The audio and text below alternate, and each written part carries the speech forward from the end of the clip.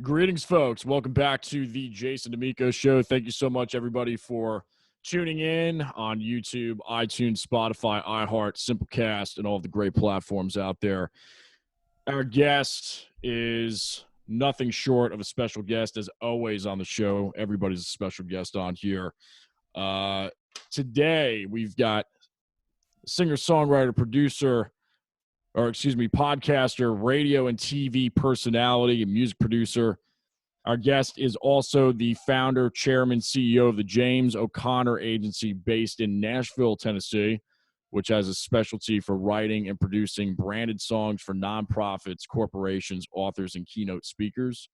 He has written, produced, and performed on many of his own solo albums through the years, including 175 Cherry Lane and his two latest, Geography of the Soul and Gratitude. Great record, by the way. Highly recommend it.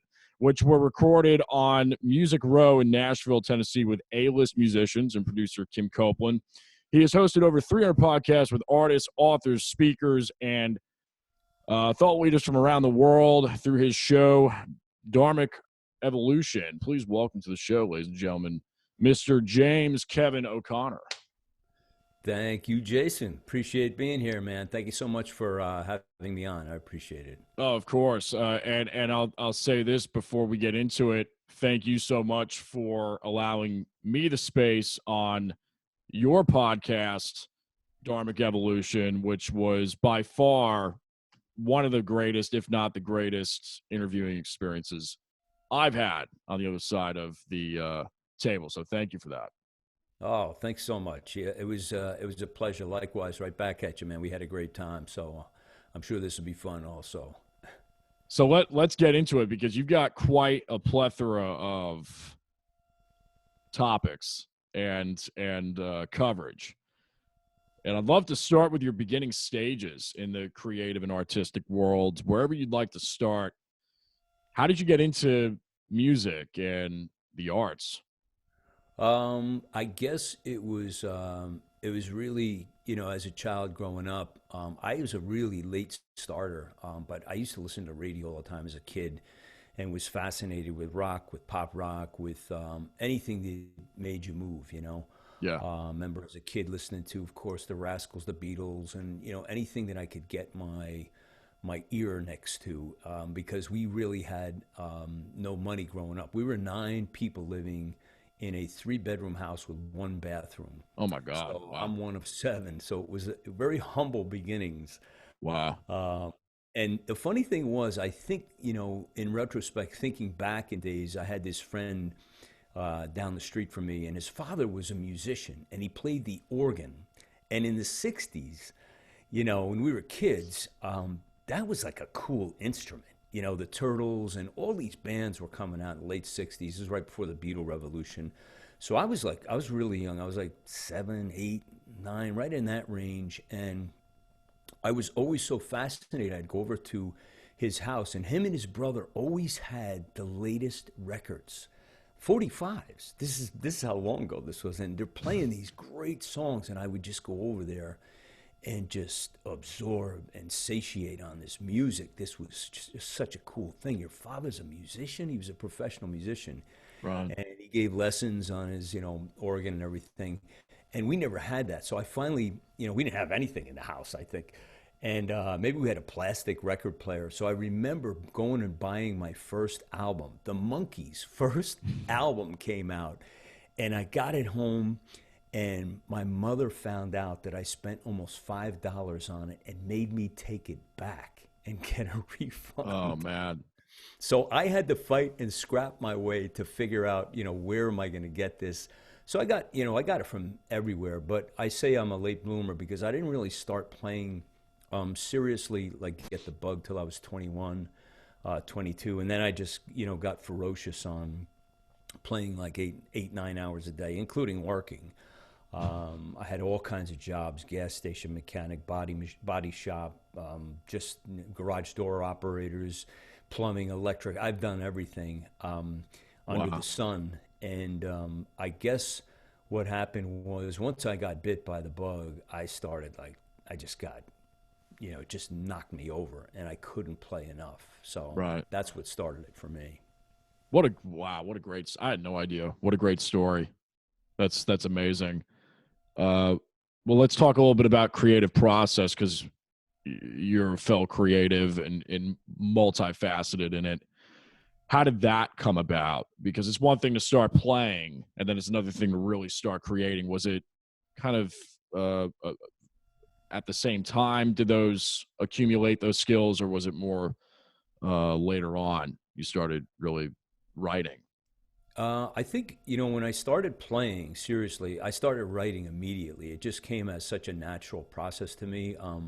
I didn't have to think too much about it. I would just go in and do it. And around the time I was like really going at this thing crazy, playing electric and, I had a 12 string and an acoustic, but I spent most of my time on electric and, got sort of the hot hand from playing a lot. And I remember having reel-to-reel tape recorders, like a couple of them. And I would daisy chain them together, just like John Lennon did in the days, because you didn't have any multi-track yet. That was like Right, coming soon, right. but it was still a labor of love. And you end up with like 6 or 7 generations of this hissing tape, but you were Yeah, getting the overdubs. You were like, so I started. I didn't even know that I was learning arranging. I didn't even know that's what it was called, and I started studying with two jazz rock guitarists, both in the same band, and they were called Tangent, and they were like the hot hand, man. They were just amazing musicians. And I'd go over to their basement and listen to them just jam, and they were like in another world for me. But I wanted to learn as much and as fast as I could. So I just developed. I started writing and started doing demos, and then there's a studio in my town or 2 towns away, I guess. And I was in there doing wiring for the guy who owned the studio, and I was like, "Oh my God!" My eyes popped out of my head. I said, "Look at this! He's got an 8-track, multi-track." And this is before even the Studers came along, which were 7 years, a couple of years later with the oh yeah, 4 tracks, yeah. and he still has all that vintage gear today and is still recording. And it was all progressive rock, and the stuff that was coming through his door, I was just mesmerized. So I grabbed a couple of guys and said, "Hey, I want to do a few songs," and went in and started doing my first demos, and it just grew from there. A process of just keep working it, playing live in clubs, and going back and repeat. And I didn't really care so much about. I think I cared more about the process than the rock star thing. Of course, I was Right. young. I had some of that going on, but I really was more just fascinated with It's a how it's this a worked. it is fascinating. I was going to say enamored or just I mean starstruck by it. Yeah, I'm not done. Like I still have the same feelings today about when I, finish a song. I still feel the same way. It's like the first song I ever wrote. Yeah, And my processes have changed dramatically. Um, and I'll touch on that in a second, but I sure. think the process of writing and then recording and feeling and seeing the finished product and how it sometimes has an effect on people. There's nothing quite under God's heaven and earth that really equates to that. I mean, I'm sure ball players feel that way about what they do and scoring a goal, hitting a home run out of the park or whatever. But that's my home run. That's the Right, metaphor for that's the right. great feeling. Yeah, But there really is nothing like it. yeah, and Um, when I have people on my podcast too, just to reach back to my younger days, I have such a feeling of appreciation when they tell me my parents supported me so much. And my parents were great, but they didn't know how to. You know what I mean? It was like they were struggling, and it was like they were putting food on the table for 9 people every day. And right. my mother was like Superwoman. I don't know how she did it, but Yeah, it was so foreign to them. They weren't musical. They didn't understand it. But when I hear these young kids tell me that their parents, are helping them with this, it just it doesn't make me. You'd think it would make me like, a little angry. Like, why didn't I get? But it's not at all. It really is such a blessing to see that. and to be supported at a young age. So I just want to, all you parents out there who are listening, who have supported your kids, it's such a great gift and blessing to them. And it comes right back to you, of course, as your evidence of that, Jason. Well, I appreciate it. We're enjoying the benefits of the returns as we speak, and we're seeing things grow. So I really do appreciate that. And this podcast, honestly, is one of those components. You know, you never know. I think it's just, you know, they instilled the work ethic and really the attitude and staying positive and just stick to itiveness, and that's really all you've got at the end of the day, that and faith. And trying to combine those two together with a little bit of talent, but really, I mean, it's 99% of it is hard work, and hopefully focused in certain directions that will spawn off in kind of in a Venn diagram fashion, turn into a nice little conglomerate of skill sets, and, you know, hopefully providing value to the world. So that's the way at least I look at it. But yeah, it starts with it does start with the first 7 years of life, for sure. And that's what's so great about your story, is it sounds like you may have not had exactly that support. Well, obviously, to a certain degree with the record story, the monkey story, but you were able to prevail. And I have a tremendous amount of respect, because my parents have always been, I mean, this has been kind of a family thing from the first few years. So to hear your story is really inspiring to me, because I couldn't even imagine trying to do it on my own, you know? Yeah. Yeah, it's and for for what you touched on about the perseverance, and I'm paraphrasing what you said, but Sure. the idea of staying with the course, for all of you fellow podcasters are out there who get frustrated, which I've been all through this and still go through it, on not as much as I did, because I came to realize that the joy for me is lifting others up, and that's what dHarmic Evolution was created for, to raise other artists up and give them notoriety. And that is a pure joy for me. But as far as the podcast being a business, the frustrations are that, a lot of people get into it thinking, well, I'm going to be Joe Rogan or Tim Ferriss. Well, we already have those guys, and probably you're not, because they had tremendous platforms to start with. Yep. And God bless them, because they worked very, very hard at, Joe was he was a comic. He worked the clubs really hard. He went out there and hustled, like really hustled. I mean, and he got that UFC gig, not by just, maybe right time, right place, but, he had the voice. So he combined all of his talents to bring all that to podcasting. And Tim Ferriss, same thing. He also had the mind. Yes. He's got, very, very, yeah. Very brilliant guys, Yeah. But, you have something special too. And I'm saying that rhetorically, not just to you, Jason, but anybody listening. Is sure. That, it's the cool thing about it is it's your brand to do as you will. And it's like your own TV station and radio station. So don't get all hung up on, I need like $1 million sponsors. You can do anything with this. And it's so it's a wonderful thing. So just, as a little side thing for people out there listening, keep the faith. Don't, if you have something really special in your heart, see it through. Take a break even. I mean, I did this once back in 2017, because I was making an album called I Am Victorious, which is a Christian album with a band called Mercy. And I'm the lead singer and the co-writer of that band. And the Lord put it in my heart to take a break from podcasting. You can't focus, lightning laser focus on something, too many things. And something like that needed my complete attention. So I took a break for maybe a month or 6 weeks, 8 weeks maybe. And I just took a break recently because I got COVID for Christmas and for New Year's. Yeah. And I Yeah. had all these shows stacked up, and yours was the last one. I think I had five done before I left to fly up to New Jersey. And then I got stuck there for an extra 2 weeks or so because I was too sick to fly. I just couldn't even get on a plane. Um, so it was okay. I cut the show back to twice a month until I build a backlog. And I'm working on so many other things, so I got really backed up. It's okay.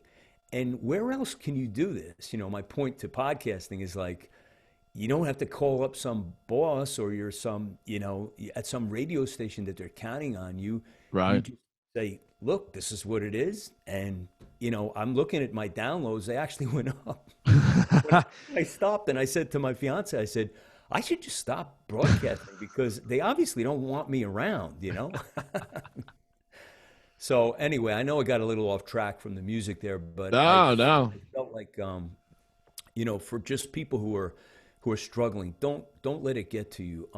Just keep going, stay the course, man, and persevere. You'll be glad that you did. It's great advice. I'd love to talk a little bit about entrepreneurship, kind of following up on your point of knowing how to take a break and focus, which is a huge component. I'm learning it now in especially my mid 20s with got to time management times 10 Right. and wearing multiple hats. And also you have an agency, the James O'Connor agency, and just Yes. maybe your entrepreneurial pursuits and talking a little bit about how you knew that this was a path for you. Was it a decision? Was it just through the celestial universe, God It was inspired? What do you all think? it was all God. It was all the Lord. Cool. And Cool. I'll tell you how some of this goes. I was fired from so many jobs. My father was in personnel, and he said the greatest challenge of his life was to get my resume down to less than 3 pages. I think it was. Wow. I had so many jobs, and I was Wow. pretty good at everything I did. And it's kind of like I would magnetically pick up things very easily. So anyway, going through my earlier years, it occurred to me that I'm really unemployable because I have the spirit of an entrepreneur, and it's that simple. And once you recognize that, it's okay. And not that I had jobs that I was very successful at, and I was actually doing plumbing and electric simultaneously. When I said, you know what, I've worked for a lot of electrical contractors. I have enough time. I'm going to go get my license. So I started gathering a customer base before I even had my license, doing Right. like odd jobs that nobody wanted. And so I built up a successful electrical contracting career, had about 12 to 15 men. Then through partnerships, grew it really big with affiliates and got into a whole thing. I became a telecommunications contractor and an electrical contractor. So that all ended abruptly in 2014.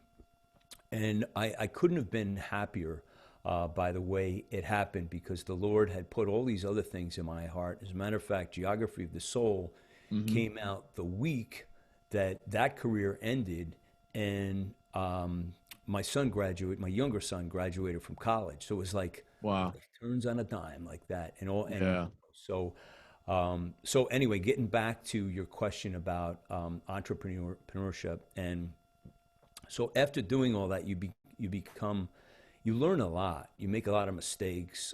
I've had a lot of failures. I've had a lot of successes too. And the agency was put in my heart to write branded songs for authors, speakers, and thought leaders. We've only done like a few songs, like I'm gonna say three that were like that. And so the agency is kind of just sitting idle right now because I got my hands into too many pies at once, and you can relate to this, I think. Yeah. So the agency will continue. The last one we did was for author, and he's a professor at Virginia Tech University, and he's an alumni professor. He's been there 40 years, and he has this project called Actively Caring for People. And so we wrote a song, Archbishop Christine Mercy, after the band Mercy I spoke about earlier. Mm-hmm. And myself wrote the song with Scott. Like Scott, it was his baby. So we sit him down and we talk about, what is this brand? What are you doing with this? So we do a download. Christine and I sit together. We come up, we write this, and then I start demoing it and come up, and then I go back to him, and we just do 2 or 3 go-arounds, and then once we're ready, in the studio we go. Right. Nashville Music Row, top players. Yeah. This song is called Here to Share and Care, and it's on the Gratitude album that I put out. And so what I came up with was, when an author like that comes up, has this idea with his brand, whatever it is, because a lot of authors don't just write books, they have other things going on, just like you and I have all these, affiliate projects and tasks surrounding us. He has this actively caring for people, and what he does is he has a green wristband that he gives out, and it says actively caring, AC4P, and they have a website. They're all over the world, by the way. You can Google them. And if you see somebody doing a kindness for somebody, helping a woman with her groceries, whatever it is, crossing the street with an old man, you go and you take your wristband off and you give it to that person and say, thank you for actively caring for that person. And it's got a unique number on it. And you ask them to go to the website and log in, what they did and that wristband. And so they constantly give these out and grow the organization to get people more in tune with, to stop being so self-centered, so worried about your Instagram posts and what, your new house, your new car, whatever it is. Yeah. We get consumed with getting more, and we don't concern ourselves with giving more.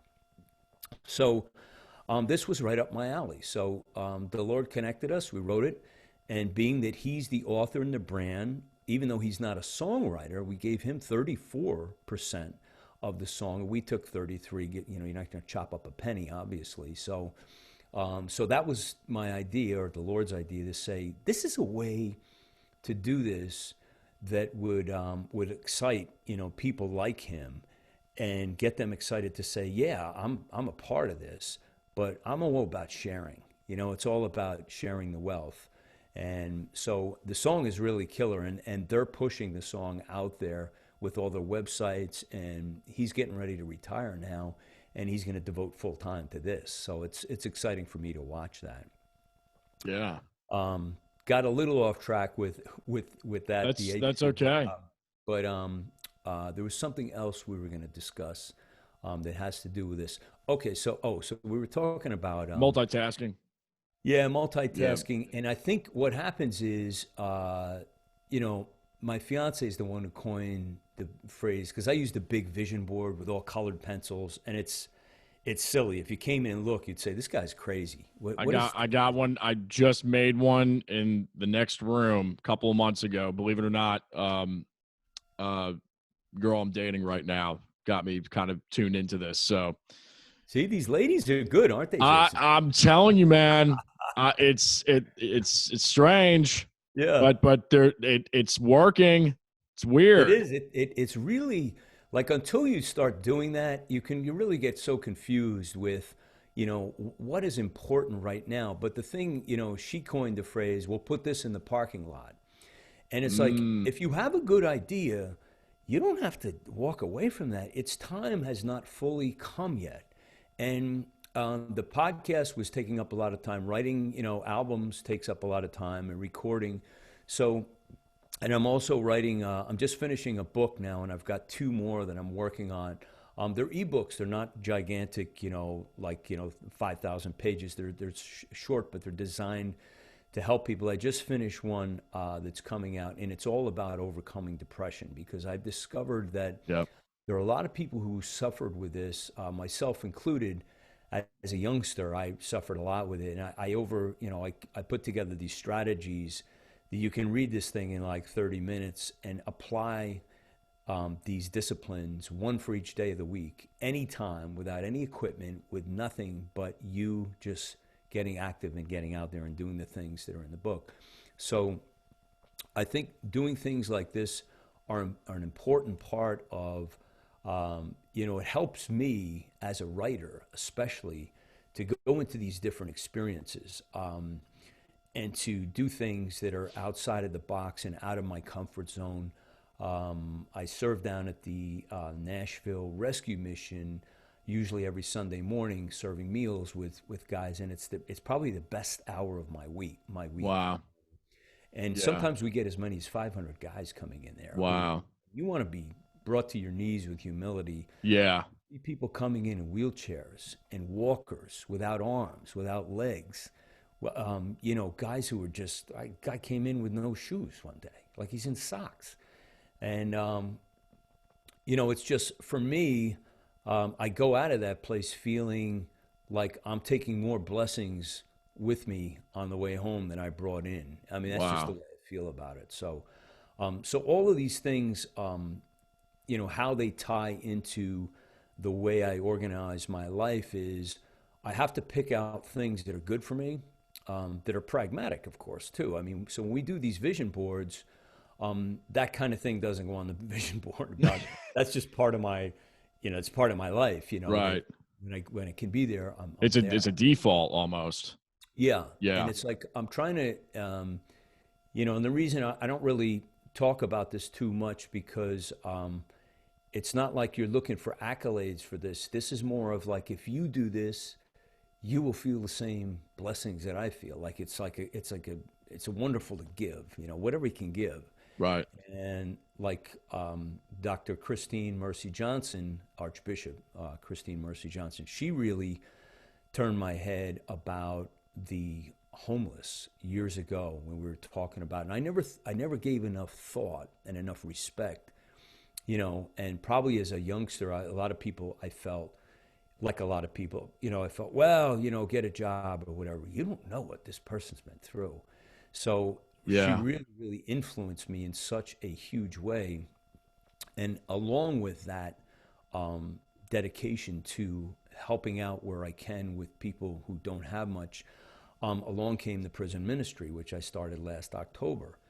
And the prison ministry is something I go in and I go in and I do an hour of my songs, my original songs, which are all sort of spiritual, sort of coming from the heart, and hopefully have some kind of message in them. And I tell stories about Jesus, and I tell stories about my funny, humble, crazy, scary beginnings in life, like living in the Shell Station ladies' room for a time, uh, because it was Wow. cleaner than the men's room, and and living in my car for a short time, both of these things. But the funny story I remember about the Shell Station is I was working there.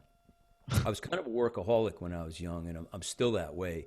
So I was Yeah. working two Shell stations as a senior in high school.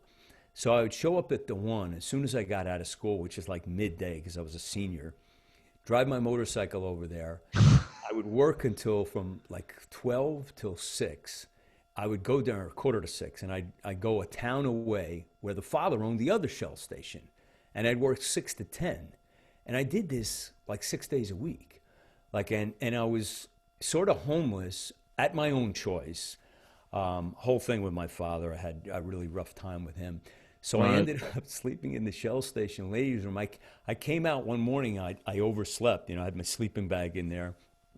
And there's the owner, and I put my jeans on and my shirt, and I'm like all, my hair standing up I forget the cartoon character. It'll come to me. So I walk in, and he goes, "Look at his feet; they're so clean." And I don't know why he was so impressed with my clean feet, but that was my safe haven for a while.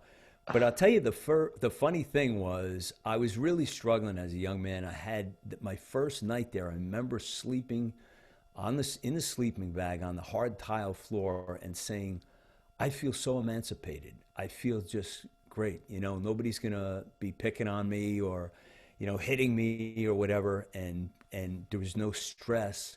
So rather than Wow. feeling like this is the worst thing in the world, and I guess this is God watching over me, is it just led me to other places. It led me to a few hardships here and there, but I was growing up, and I was a tough case. My father and I would go at it, all the time, and that was my way of figuring out where do I belong, and it certainly wasn't the Shell station. But the reason I tell that story in front of prisoners is it gives me some street cred. It's like Right. they're looking at, when I first started playing for this one group, there were some hard guys, and they, the tats on the neck, and they got tats up and down there, and they're sitting there like this, a couple of them, and they were like talking while I was playing.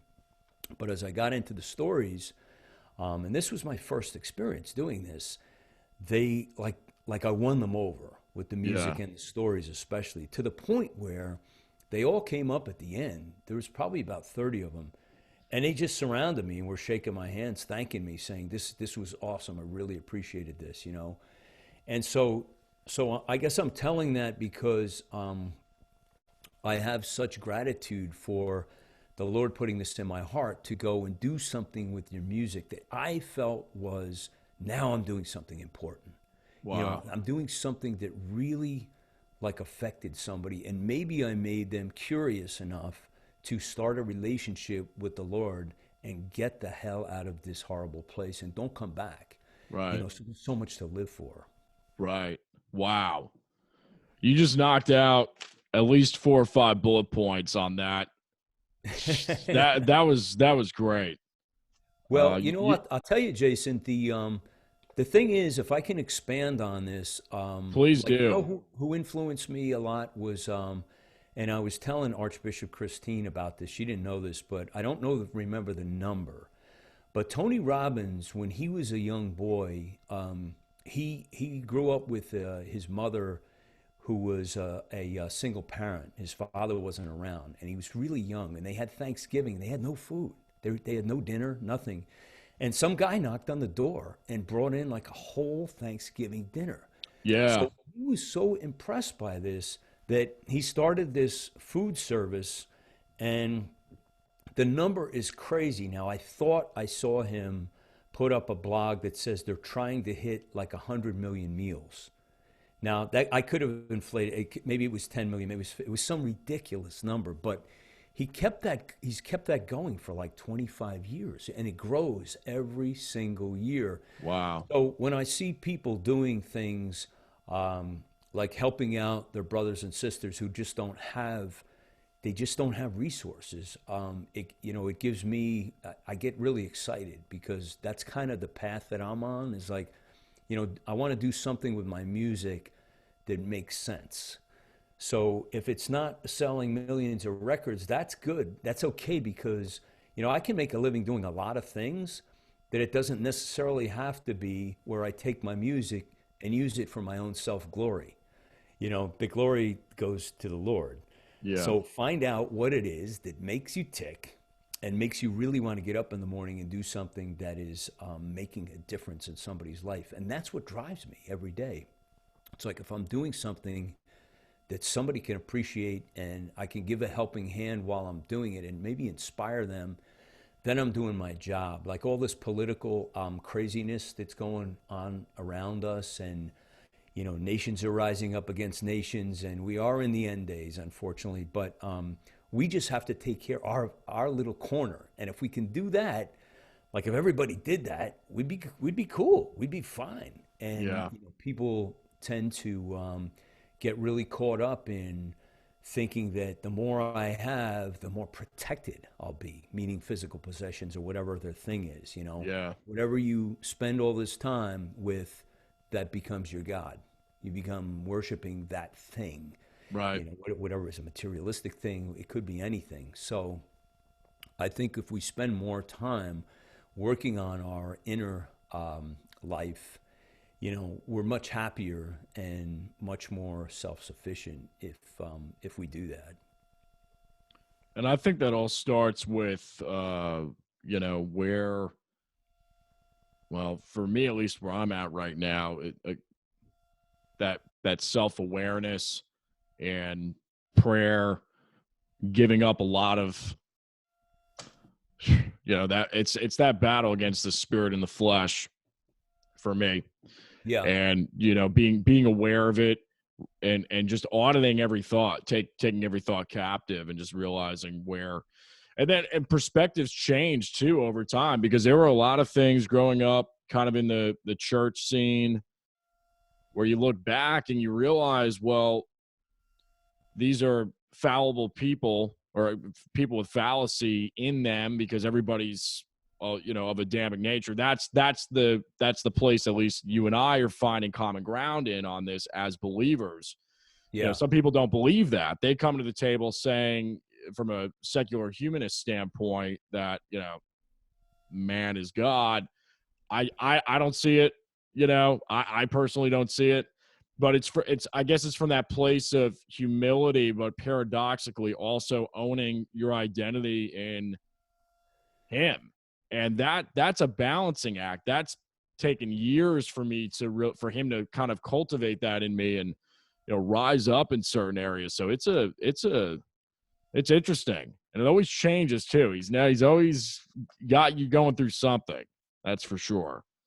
Yeah, and that's the thing we have to accept, is that nothing's ever going to be like easy street. There's gonna be challenges. I mean, every one of us goes through this, and I guess it's how you go through it. I mean, I still have my moments where I get frustrated with something, and I get, a little crazy and, slam my fist on the table or something. Yep. But you got to ride it out and go through it.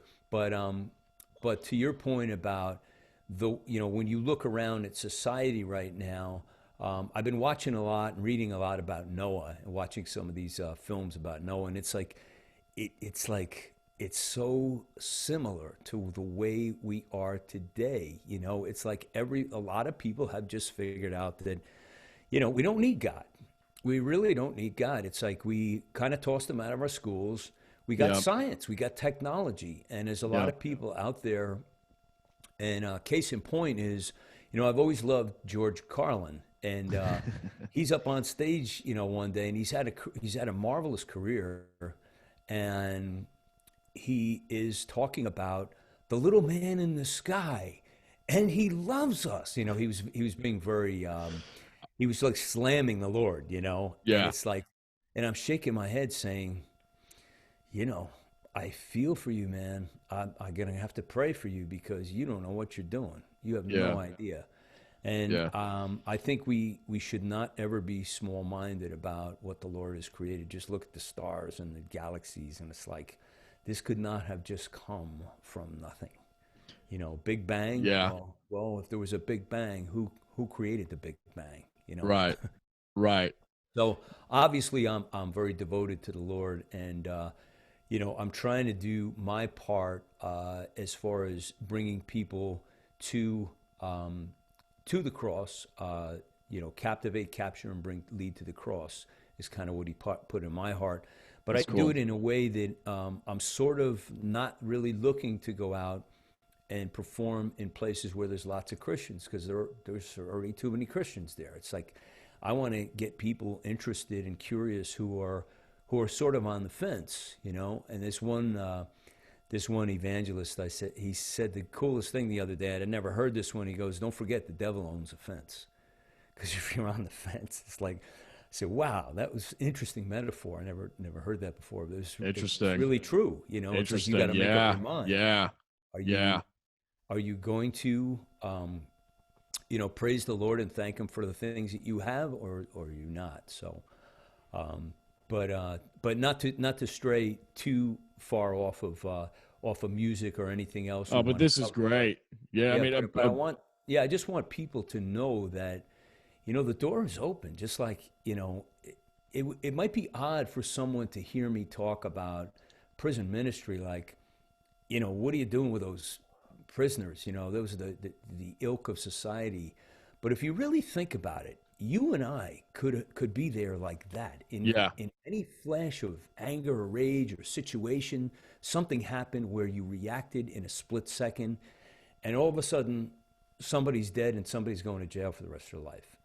it could happen to any one of us at any time. Things can be taken away from us in a split second without us even realizing it. And I think the fact that there's so many in there who probably don't belong in there, who are there, they're incarcerated wrongly, Right. and also the ones who have committed crimes, the Lord is forgiving and merciful. So it's like they need to know that.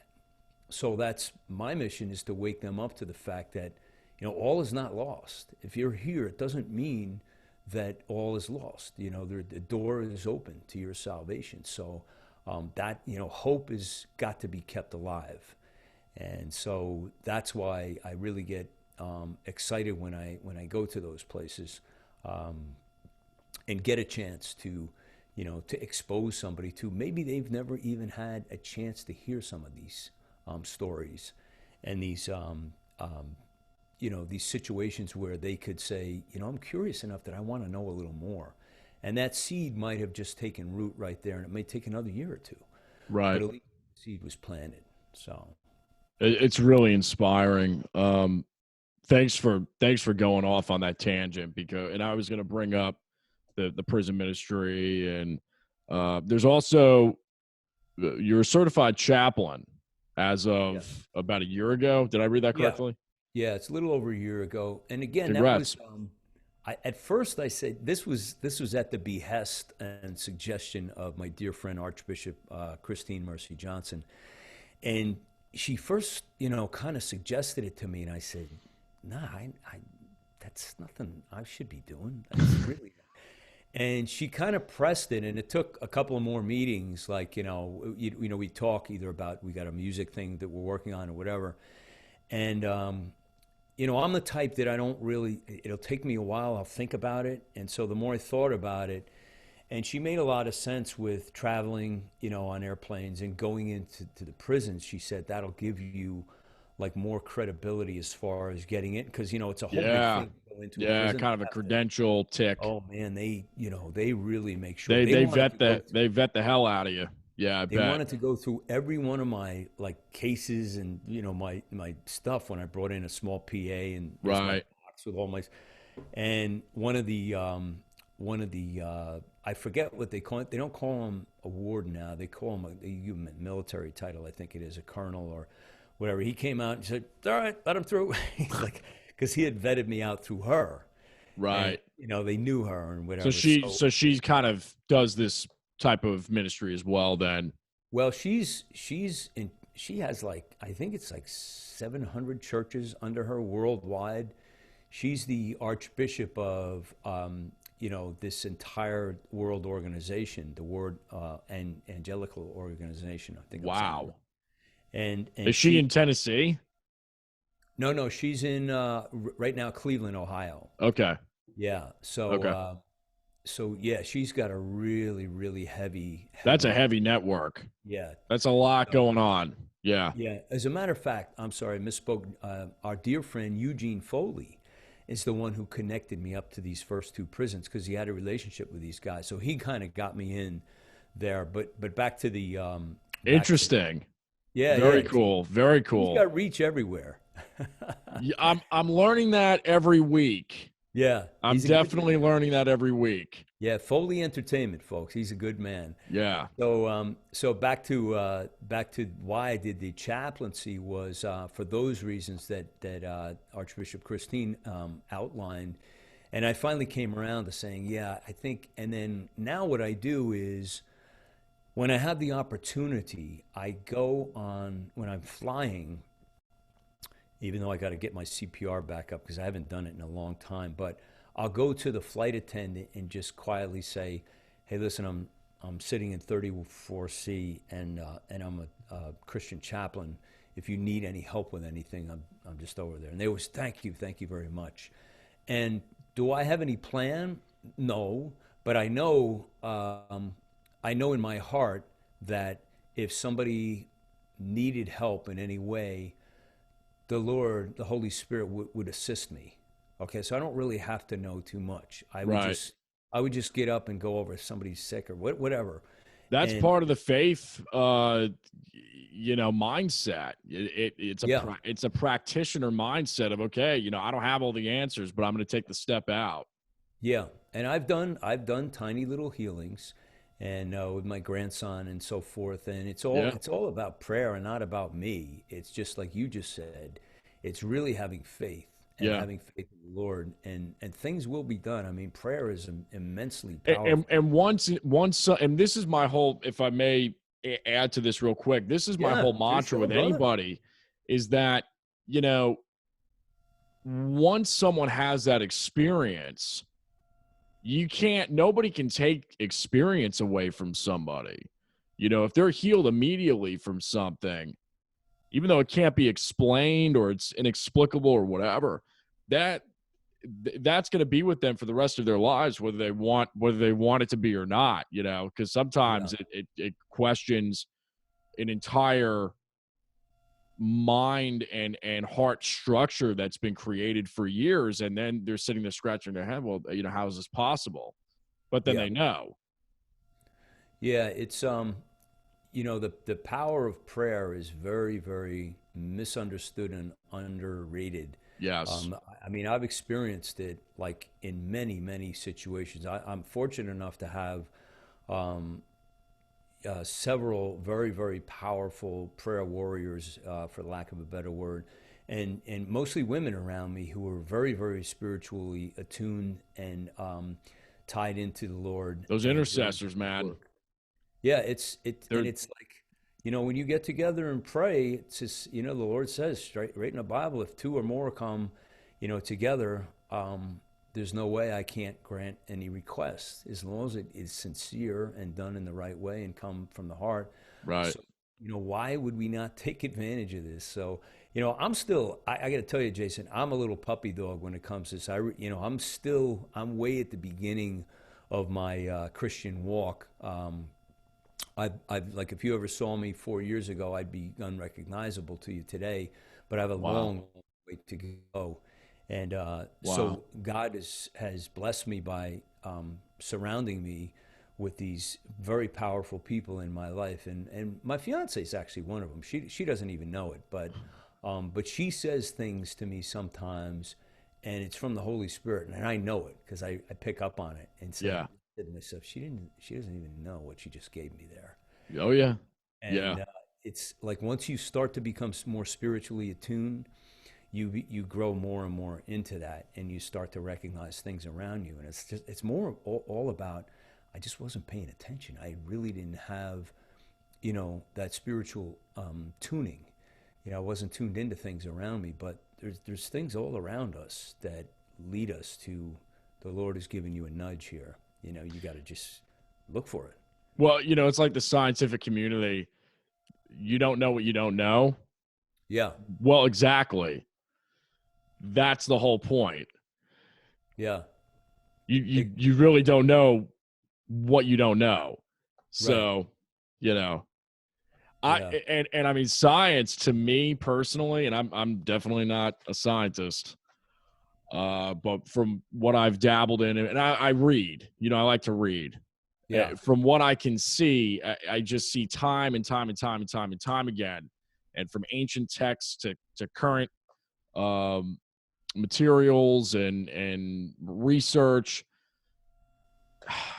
that intelligent design every time, intelligent design. I just can't see how, however it happened, however we got here, there's got to be.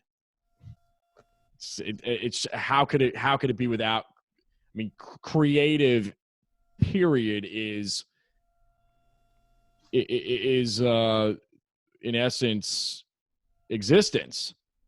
yeah, You know, and yeah, and especially like producing music or creative thought with anything, and we're a model of that, in the image of that.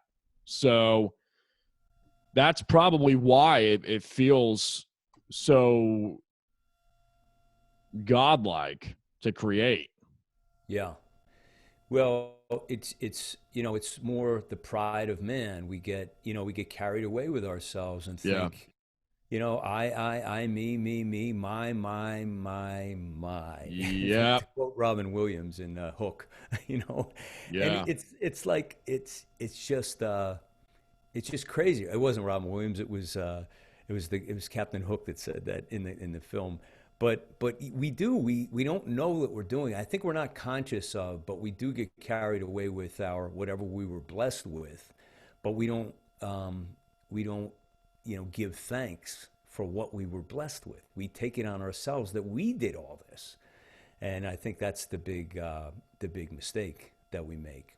I was watching. I guess it was a Paul Simon interview from way back, and I had this epiphany like before I saw this, or I guess right around the time I saw the interview, and it was Bridge Over Troubled Water had just come out, and he was being interviewed by some guy, and the guy said to him, "Where did that song come from?" And Paul said, "I just don't know." And then after about a week after that sunk in, I'm humming the song, and then I'm like, "Oh my goodness!" And the epiphany hit me that bridge over troubled water, I will lay me down. I mean, that's Jesus Christ. Like, the Yeah. Lord gave him that whole song.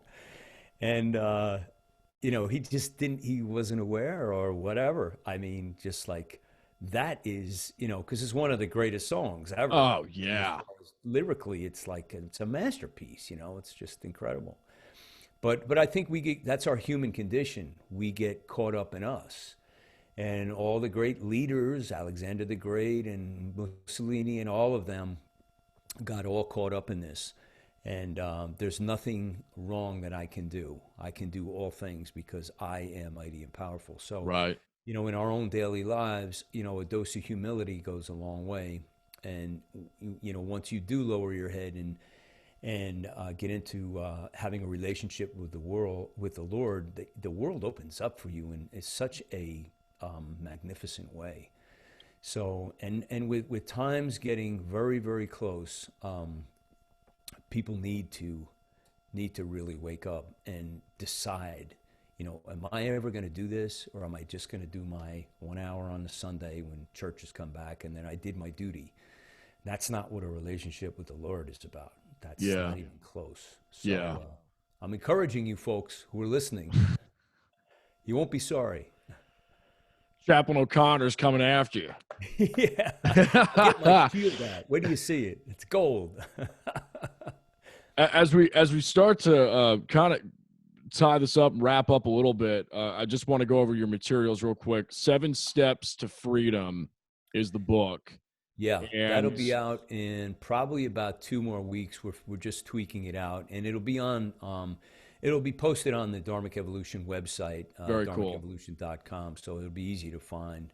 And I'm going to be doing a whole marketing campaign on that. But yeah, thanks for mentioning that. Yeah, I'm definitely going to get a copy. Very excited to read about that. And I'm not going to go down a bunny trail with this, but I can relate because Okay, for great. years, certain life circumstances happening around 17 to about 20, 21, 22. Yeah, totally get it. And I think there's a lot of people that are, unfortunately, whether they realize it or not, dealing with that reality. Yes. And it's not until you're out of it when you look back, and I'm going through some major purging and healing. The Lord's doing some crazy things right now. A lot of grace. It's really quite amazing. And I'm looking back and just seeing how it was allowed for all things to work together for the good. And people need, especially when you're in the middle of it, because it's just such a warped reality when you get there. And I know because I've been there. And you could probably attest to this as well. You just have to, you got to hold on to faith in those times. You got to hold on to, the word and stand on it, throw it right at the enemy's face when that stuff comes up, because that's all you've got. The flesh can't combat. that realm. Your mind can't combat that. You got to be throwing spiritual principles into it. You can't fight that battle alone. It's difficult. It's difficult. I mean, my younger days, I would go into periods where I would suffer for a month. Yeah. That's a long time, Yeah. and be just like completely, almost like I'm just on autopilot because I Yeah. can barely do a day. And now, because I've grown and I've learned tools and everything, maybe you have a tough day, maybe it lasts an hour, maybe a couple hours, and maybe I just dismiss it and say, all right, tomorrow will be, and the next day I'm good. So And there it's, are a yeah. lot of people out there depressed. I mean, I've talked to people who've been on the show, people I reach out to after the show, and who struggle and are having really, really tough times, and now more so than ever because of the situation we find ourselves in. Oh, yeah. So yeah, I hear you, brother, and I'll be praying for you. Thank you. Yeah, no, it's very, very interested to learn more about it. And dHarmic Evolution podcast as well. Over 300 episodes. Congratulations. It's a big accomplishment. That's awesome. Thank you, thank you. And we'll Yeah, have all the it's been fun. description links to this below in the description box. How can folks contact you about the show? Maybe they want to, is it more of is there a soliciting element to it, or is it you really kind of find the talent that you want to showcase? No, if there's people out there who are, I look for people who are serious, like yourself, who are really, established artists. And when I say established, I don't need you to sell a million records.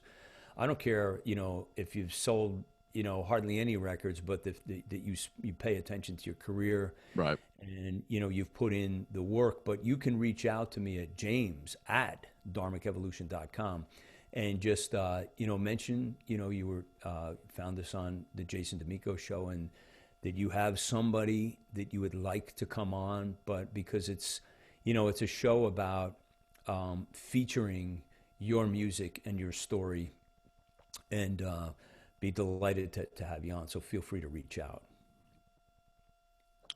Sounds great.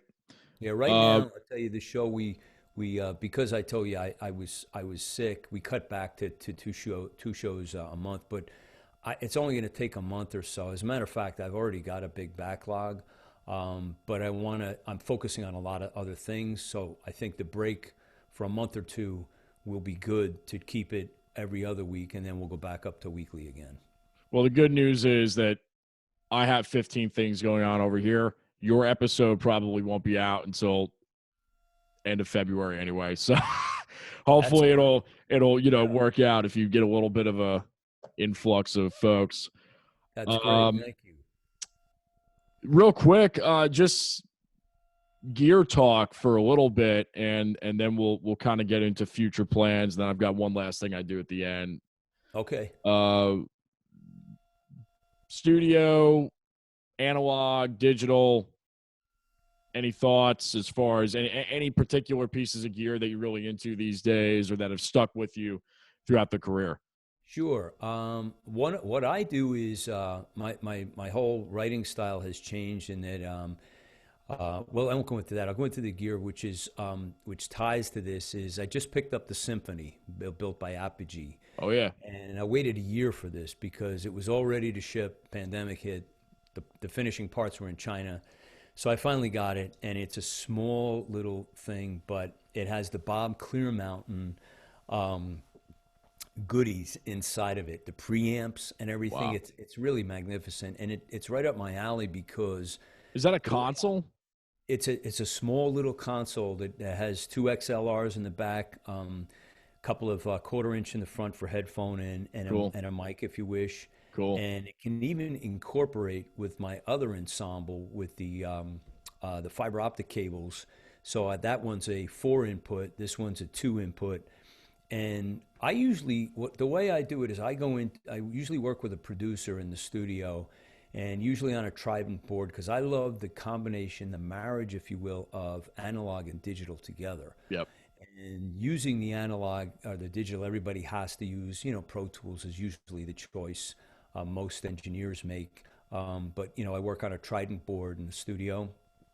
And then what I do is when the songs are put together, and finished, I take the stems home with me. They send me the stems, and I put it up on Logic, and then I add my little pieces, background harmonies. Maybe I want to really focus on the vocal and use my Neve and get the vocal sound just right. And I'll do that. Maybe some keyboards overdubs, some strings or whatever, or maybe it doesn't need much at all, guitar solo, whatever. And I use this kind of equipment to achieve that and just give them good files back. So I'll send 3 or 4 or 5 or 6 files back, say, okay, go mix. I don't even want to be there for the first mix. Sometimes I'll come in for like the final, because I'll just, the people I'm working with are so good. I'll just type in here, tweak this a little bit, maybe just raise the volume on this. It all sounds great. That's the one thing about your music is, and me being a studio guy and gearhead and the whole self-producing and all that, sounds great. I think it's great. Thank you. Yeah, and we used again, a Trident board, and then my mastering is done off-site, and that's done analog. So again, very cool. It's like Brian, his name's not. I'm still having memory things from the COVID. Like it's almost back, but I'm having trouble recalling certain things. But he does everything using analog. Like he's done Yes and 38 Special. His catalog of the people he's worked with is heart. I mean, he was with them for years. Like Nashville guy. Yeah, he's right in Nashville. He's amazing. Brian Foraker. Okay. And I interviewed him, and you just sit there and you just, like, you can't believe the stories this guy has about the people he's worked with. It's wow. So anyway, back to like that song Beat the Pinata, when I did the guitar solo on that, I did that in my studio and just sent that back. And then I told the engineer where to cut it at the end of the solo and turn the freestyle guitar playing back to James, who finished out the song, so you can hear the tone difference in there. But I like working that way because it gives me time to really focus on that. But I use that symphony. I love it. And by the way, the Zoom H6 is phenomenal for podcasters. Yeah. I don't really use the, when I'm doing like your show or any artist, I don't use the Zoom audio because it's inferior to the Zoom. And when I say, the Zoom, I'm talking about the Zoom film that we're on right now. There's 2 Zooms in the room. So there's the Zoom that we're on this platform, but there's also this handy dandy little, I don't even know if I can raise it up. Yeah, I guess I can. And this I'm using right now. And this inputs, and you can take this with batteries. You can take this anywhere you want. It's a phenomenal little tool, and it does WAV files. And the audio is stellar. The audio is so good that it doesn't even compare to. And I got really frustrated with the people on the Zoom TV platform, for lack of a better word. And I called them up and said, dudes, you got to figure this out. And we went back and forth for a week. They brought all their extra engineers in to try to solve it. And I don't know if it's a bandwidth thing that they're chintzing on, just like Spotify delivers us at a very low bandwidth, so they can do more. But this thing is, I wouldn't put somebody's music and their show on my show without having this, because I feel like, it's like when I asked you for your music, I wanted all WAV files, and I ask every artist, give me WAV files, because by the time we mix this down, I do the highest MP3 that I can, which is 192 kilobits. Which Logic will deliver nicely, and you can barely tell. Like, it really, really does a good job on capturing, the fidelity. And I want that sonic value to every artist that I can present with them. So, on talk shows, it doesn't matter so much. People won't really, won't know that about the music, but you can hear it side by sides on microphones, because I save both files. I saved the Zoom H6, and I saved this one in like, if it was your folder, the original be in here, and I can go in and listen to it and go, if it's a backup, because I had to use once because we had a problem. But It's just not the same. So those are the things that I really like. I'm using the baby bottle that I've had for years as my microphone right now. That's the broadcasting mic. I have the Lawson L4, and then I have a Neve, which I really really like. And then I got some older gear compressors and things that are in a rack here, and that's it. I keep it real. I keep things simple, man. I don't go Yep. for like layering things to make it too complex. I still have my DX7 right here, which was the biggest hit in 1987. It still has the best warm string sound you ever heard in your life right out of this thing. But obviously, I tie it to Logic, and I can access thousands of keyboard sounds, Right. in Logic through the MIDI cable. So that's it. It's real sparse and trim, Gets you it know, done. frills. Yeah, Yeah. yeah. Yeah. So Zoom, I've got an H5 over here, and it's great. yeah, yeah, they're the best. They really are. And Yeah. and for anybody who's investigating, it's not a bad investment. It's not too. I think it's like $400 or something like that. It's This one, I not. think, is like Yeah, it's 200. not. It's not a Not lot of bad. money. And if you're really investing in your podcast, you want to be able to do what you need to do. And the cool thing, by the way, is you can put this thing in its little plastic case and put it in your suitcase, and Yep. maybe bring a couple. Like I can take this microphone with me, and I got a little desk stand that I pack away, and I can do shows from really anywhere. Just Remote. plug it into the laptop, and I'm off to the races. So really, really, equipment has come a long way, and it's just a delight to have things work. When they work, it's wonderful. Yeah, for sure. Uh, Future plans. I mean, sky's the limit, it sounds like, for you.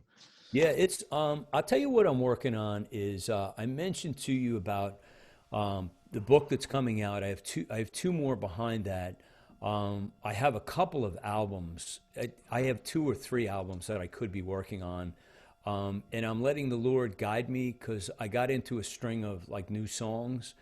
And so I'm just collecting them, waiting for him to say, it's going to go this way, or it's going to go that way. So I don't really worry too much about. I don't overplan. I just keep, my structure every day is to get up in the first 30 minutes to 40 minutes is all about prayer, Yep. reading scripture. Then I go into music, and sometimes they integrate and correlate together. And then I do some rehearsing. So that's my first couple of hours, 2.5 hours every day. And then I dig into the vision board and the rest of the day. And then I work out, pretty much every day. I'm not running every day now because it's been too cold, but I'm walking. And today I'll hit 50. So right after this, I'm going for a run. Oh, cool. And I do sit-ups and push-ups because I'm working my way back from Right. COVID. I really lost a lot of my, upper body. I try to keep myself really fit. And so now that I can't do hot yoga, my fiance is a runner, so I've been running for a year and got from like a half a mile up to like 7, 8 I can do on the high end, six to Wow. eight, like that. On the low end, usually 2 to 3, maybe 4, depending on the day and time permitted. So that's my whole life, and I look forward to the mission, which we talked about earlier. Mm-hmm. That's a big part of my life, and just trying to be a better version of myself, keeping everything that I'm doing like with enough attention to keep it breathing and not get overwhelmed about you have to do everything today or this week or this month. You don't. Right. Just keep Right. it in the parking lot. So to that end, I'm very blessed and very happy to be, doing what I'm doing. I just look forward to like the next chapter. Yeah. Yeah. That's great. Well, I've got one last thing here. It's called the shootout, and it's just one. I'll fire a word to you, and it'll whatever you say back. Keep it like around a word or a couple of words. It's like popcorn thing back and forth, and it's always industry related to the guest. So, Okay. uh, first one's music. Saved my life. Man, you're already winning. Already winning on that one. I felt chills. Seriously, that's crazy. And it's true. Podcast. A journey. Yeah. Song. Lifeblood. Guitar. Almost best friend. That's good. Vocal. Crying. Wow. Recording. Love. Yep. Live. Blessed. Faith. Lucky. Depression. Over it. Joy. More to come. And the last one, which is the most important, pizza. Not hut. I gotta say, I've done, over 100. This is probably episode 100 and something. One of the best. One of the best. That's like, it's cinematic. It's great. That was fun, man. That was fun. That's great. So intense.